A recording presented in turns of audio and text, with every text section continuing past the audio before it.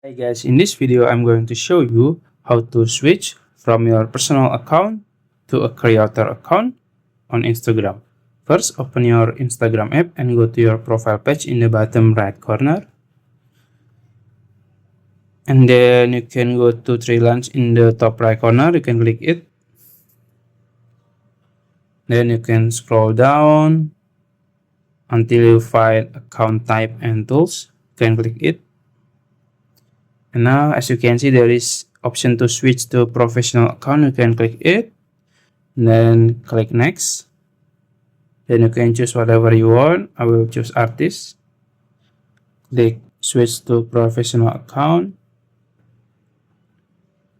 And now you can choose creator. Click next. You can click continue. That's it. If you found this video helpful, please like this video and subscribe to my channel. Thank you.